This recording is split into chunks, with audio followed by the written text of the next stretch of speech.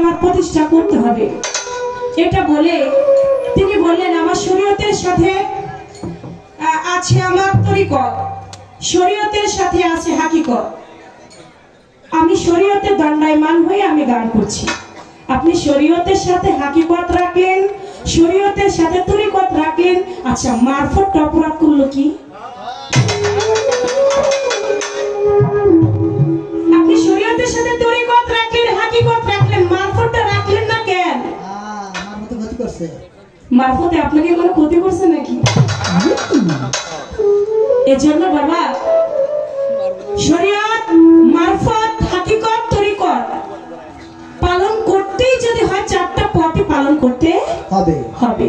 একটা রেখে আরেকটা করলে তার চলবে না। তাই সেদিকে আপনি তিনটা করলেন, একটা করলেন না।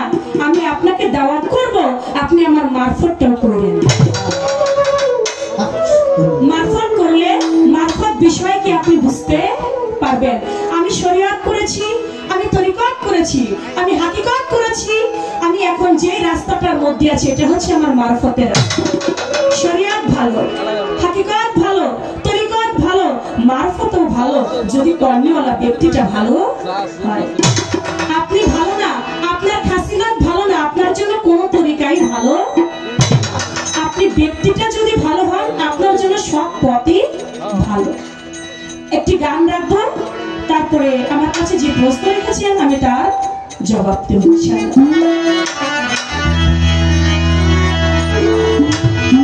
মারফত হয় সত্য পথ জানতে তার ভেদ করে সাধনা। মারফত হয় সত্য পথ জানতে তার ভেদ করে সাধনা।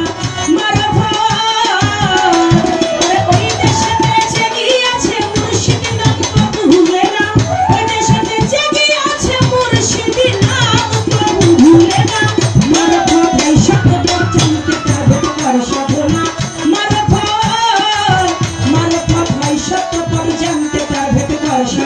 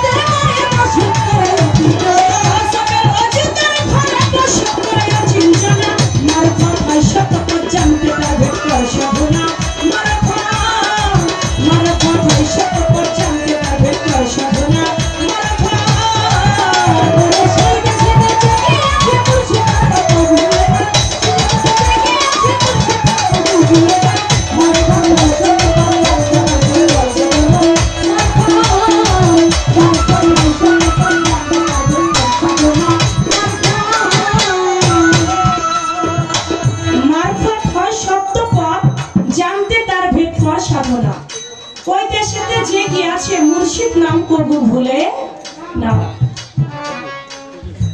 কোন কর্ম করলে ফকিরি হাসিল হয় গানের মধ্যে কিন্তু বলা হয়ে গেছে। মুর্শিদের কাছে যাইয়া মূল তত্ত্ব যা উনাও জানিয়া দিনের অপদিন হইয়া কর ভজনা, তোর জীবন যৌবন কর বিসর্জন ওই চরণে হওয়া ফালা। মুর্শিদের দয়া হলে গুপ্ত ভেদ করে দিবে বলে সিনার ভেদ যাবে খুলে মন রসনা। কোন কর্ম করলে ফকিরি হাসিল হয় গানে কিন্তু পূর্ণাঙ্গভাবে বলা হয়েছে। গুপ্ত ভেদ, মুর্শিদের দয়া হলে গুপ্ত ভেদ করে দিবে বলে সিনার ভেদ যাবে খুলে মন রসনা। তো অজবেল অজুদের ঘরে বসত করে অচিন জনা, মারফত হয় সত্যপর জানতে তার ভেদ কর সাধনা। মারফত বিষয় কি? মারফত বিষয় হতো মার অর্থ নিজ, পথ অর্থ পূজা। নিজকে নিজে তৌহিদ করিয়া আল্লাহকে চিনা জানা, আল্লাহ তত্ত্ব জ্ঞান নিজের ভিতরে হাসিল করা হচ্ছে মারফত। বুখারী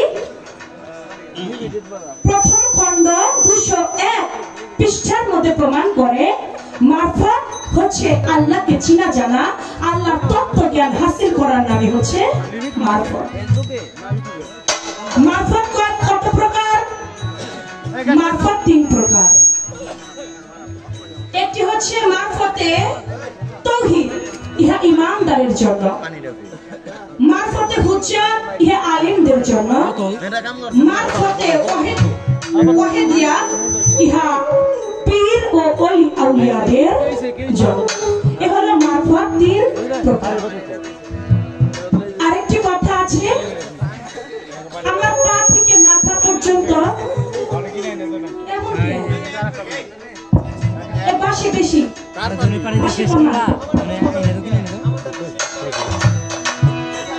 পেটে কোনোদিনও নাচ করবে না। পালার কিন্তু একটা মজা থাকে, সেই মজাটা আপনাদের জন্য যেন নষ্ট না হয়।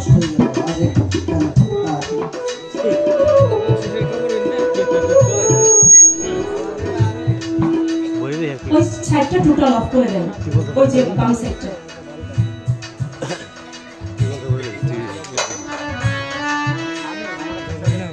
আমার পা থেকে মাথা পর্যন্ত ফকির কোনটু? ফকির কি বাবা? ফকির শব্দটা আগে বুঝতে হবে। 4টা হরফ মিলে হয় ফকির। ফে, কাফ, ইয়া, রে। এই 4টা হরফ মিলে হয় ফকির। ফেতে ফানা ফিল্লা রেতে রেজা বন্দি ইয়াতে ইলাহি কাফে থেকে নাই। এই 4টি হরফ যার মধ্যে আছে, যে এই 4টি হরফের কর্ম করতে পেরেছে, সেই হয় ফকির। এই ফকির বাবা সবাই হইতে পারে না। তাই বলেছে আহমদ ফকিরের একটি গানের মধ্যে,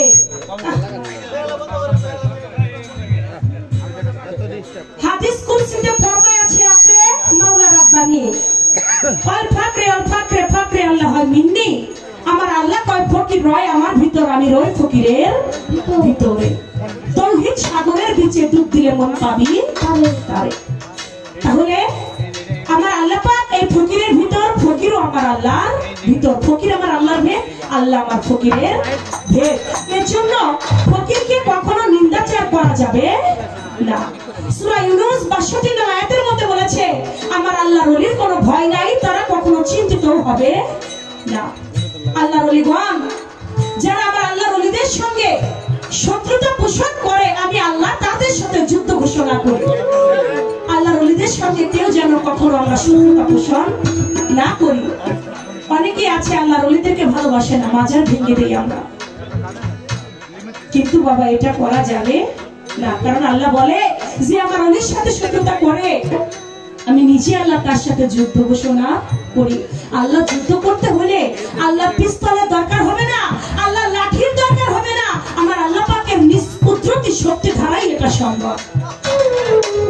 নমরুদ খোদা স্বীকার করে না, ছোট্ট একটা মশা তৈরি করলো, নমরুদের কানের মধ্যে দিয়ে ঢুকলো, মাথার মধ্যে বাসা বাঁধলো, নমরুদ একটা মশার কামড়ে নমরুদ ধ্বংস হইয়া গেল। আল্লাহর ওলিদের সঙ্গে দুশমনি করতে গেলে বিমরুলের কামড় খেয়ে এর আগেও কয়জন মারা গেছে। তাই বাবা আল্লাহর ওলিদের তো কখনো আমরা কটূক্তি করব না, আল্লাহর ওলিদেরকে কখনো আমরা নিন্দাচার করব না। আল্লাহর ওলিগণ আল্লাহর বন্ধু। আমার আল্লাহ বলে আল্লাহর ওলিগণ তারা হচ্ছে আমার বন্ধু। আল ওলিয়া লাই মতো আল্লাহর ওলিগণের কোনো মরণ নাই। আমার পা থেকে মাথা পর্যন্ত ফকির কোনটু? ফকির হচ্ছে যার যার জ্ঞান, যার জ্ঞান শুদ্ধ পাকা পুক্ত সে হয় ফকির। যার জ্ঞানের পরিধি যত কম সে কখনো ফকির হইতে পারে না। আমার পা থেকে মাথা পর্যন্ত আমার জ্ঞানটাই হচ্ছে আমার ফকির। এই ছিল তার বিষয়, আমি তার জবাব করলাম।